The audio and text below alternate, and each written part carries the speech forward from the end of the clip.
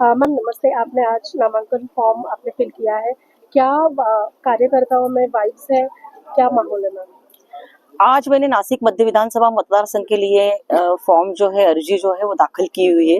हमारे राष्ट्रीय नेता विनोद जी तावड़े और हमारे महायुति के सभी नेताओं के उपस्थिति में आज वो फॉर्म जो है मैंने दर्ज किया गया है।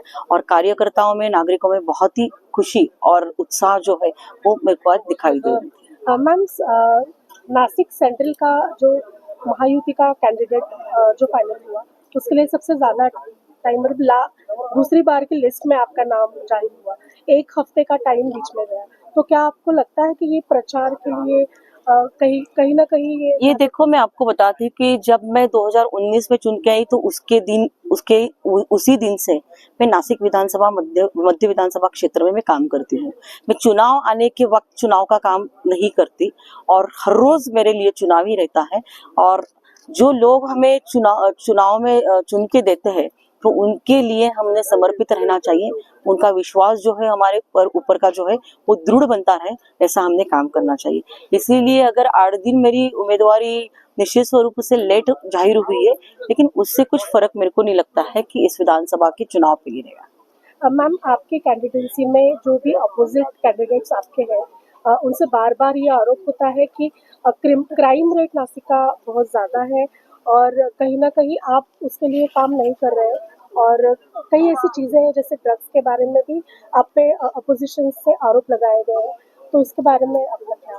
पहली बार तो आपने क्राइम रेट के बारे में बताया है।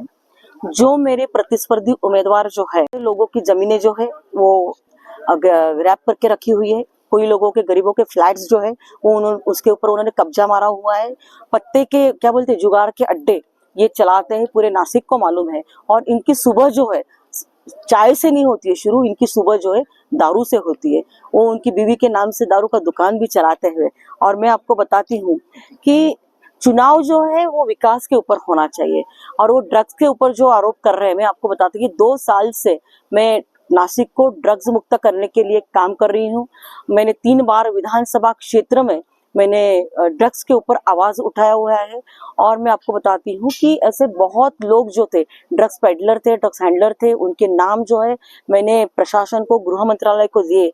और आपने देखा होगा कि 2 साल की मेरी ये यशस्वी कामगिरी इसके अंदर हुई है, क्योंकि नासिक में से पूरा जो ड्रग रैकेट चलता था वो ड्रग रैकेट जो है गृह मंत्रालय को पकड़ने में यशस्विता मिली है और उसके अंदर मेरा योगदान बहुत है। इसीलिए मैं आपको बताती हूँ कि ये ड्रग्स लेने वाले या ड्रग्स बेचने वाले जो लोग हैं वो मेरे प्रतिस्पर्धी उम्मीदवार को जिसको हम बोलते हैं कि निधि संकलन करके दे रहे हैं, क्योंकि उनको मालूम है कि अगर फरामदेताई नहीं रहेगी तो वापस ड्रग्स का धंधा जो है वो कर पाएंगे। और इसीलिए ये बार बार ड्रग्स के बारे में बोलते हैं। जो दारू पी के अपनी सुबह चालू करते हैं, सुबह की शुरुआत करते हैं, उनको मेरे पर कुछ भी बोलने का अधिकार नहीं हो। मैं एक टीचर रही हूँ, प्रोफेसर रही हूँ कॉलेज के अंदर। और इसीलिए युवकों को अच्छे तरह से उनको संस्कारित करना चाहिए और उनको व्यसनाधीनता से उनको दूर रखना चाहिए। ये मैं मेरा कर्तव्य समझती हूँ और ड्रग्स मुक्त नासिक ये मेरा नारा है। धन्यवाद। मैम आप अपने 2 टर्म सर्व किए हैं आपकी कॉन्स्टिट्यूएंसी में। There are 2 other constituencies in Nashik where BJP has led the power for 10 years। Ma'am एक आवाज विरोधक से ऐसे भी आती है कि अब नाशिककरांना आता बदल हवा है, चेंज चाहिए। तो इसके बारे में आपको क्या कहना है? हा बदल हवा आहे, हा आवाज जो येतोय ना तो ते प्रतिस्पर्धी उमेदवार करतायत। हा आवाज नाशिककरांचा नाहीये। आम्ही तिन्ही आमदारांनी आमच्या मतदारसंघामध्ये नागरिकांना न्याय मिळवून देण्याचा प्रयत्न केलेला आहे। मी तर नाशिक मध्य विधानसभा मतदारसंघामध्ये कोट्यावधी रुपयांचा निधी, तर तुम्हाला सांगते की सेंट्रल बस स्टेशन आता पाडून नव्याने होत आहे। मेळा बसस्थानक जे आहे, राज्यातलं पहिलं एसी बसस्थानक जे आहे हे आपल्याला माझ्या मतदारसंघामध्ये झालेलं बघायला मिळते। मी नुसतं बसस्थानक बांधलं नाही, चांगल्या आर्किटेक्टकडनं त्याचं डिझाईन करून घेतलं आणि तुमच्या माहितीसाठी सांगते की त्याला आपण एसी देखील केलं आणि ते पहिलं राज्यातलं एसी बसस्थानक आहे। अनंत कानेरे मैदान आहे, स्वातंत्र्यवीर सावरकरांच्या जे अभिनव भारत संस्था आहे त्याच्या जीर्णोद्धारासाठी निधी, अनेक मंदिरांसाठी मी मोठ्या प्रमाणामध्ये निधी आणला। कामं सांगायची झाली तर जवळपास मला ह्याला 2 तास लागतील, पण माझं विकास पर्व जे आहे तो अंक मी सर्व माझ्या मध्य विधानसभा मतदारसंघाच्या नागरिकांच्या पर्यंत ठेवलेला आहे। आणि मी सातत्याने असे एकही कॉलनी नाही की ज्या ठिकाणी मी पोहोचली नाहीये, ज्या ठिकाणी माझा विकास पोहोचलेला नाहीये।